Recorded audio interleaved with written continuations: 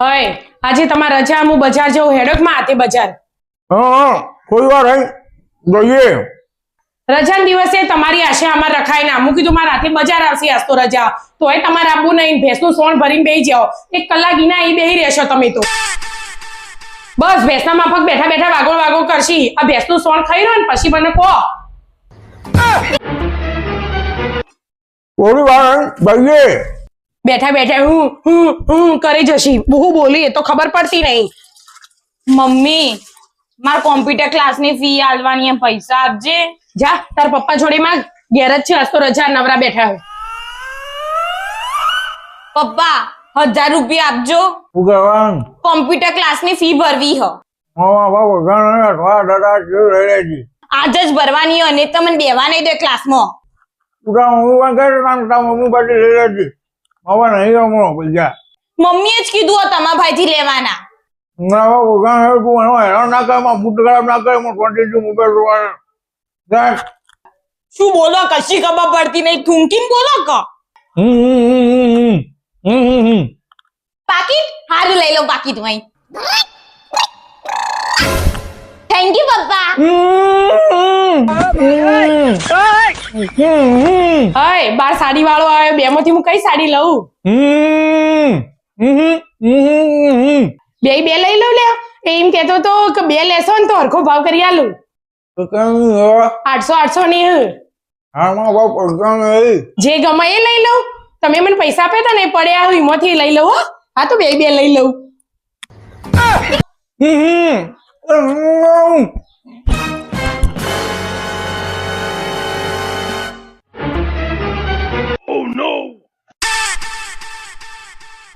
Thank you.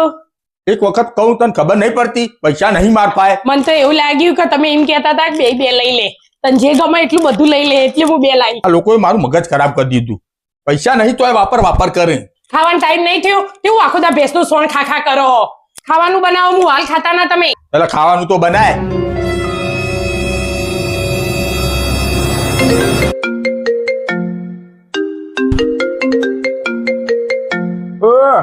ઓય આવજે લે. હું રોતો હોય તો રોધવાય નહીં દેતા ને બોલાય કરો આખો દાડો. કોનો ફોન આવ્યો છે? નંબર લખેલો. લાવો. હેલો કોણ?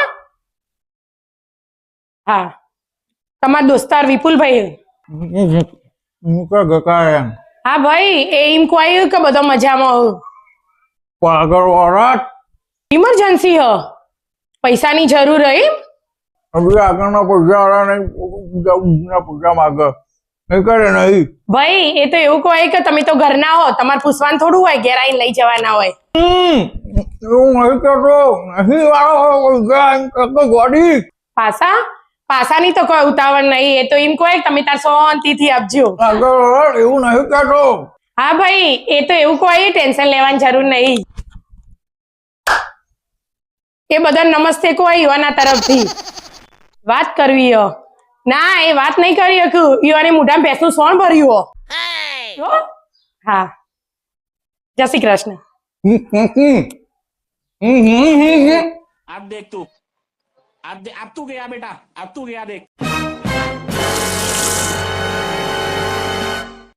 અને ના તો પાડતો તો ખબર ન પડતી એટલી ખબર નહીં આવે. ના પાડે અરે તમે બોલતા હતા એમાં મને છે ખબર પડી એમ બોલી. હું કરવા 24 કલાક ભેંસનું સોણ ભરીને બેહી રહો ઘરમાં.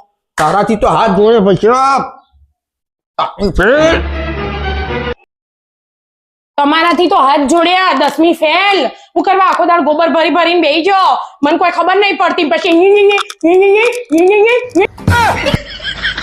ભેંસનું સોણ ખાવાનું છમ છોડી નહીં દેતા. શરીર માટે સારું ના તો બંધ કરી દો. કઈ ના મને ખબર હે કે આ વસ્તુ હારી ના, પણ હું કરું કાલથી બંધ કરી દો. હેડ તું કીધું એટલે કાલ કરીને કેટલો વર્ષ જતો રહ્યો તો એ તમે બંધ ના કર્યો ભેંસનું સોણ ખાવાનું. પપ્પા મને એક્ટિવાની ચાવી આલો, ગામમાં બહાર જવું.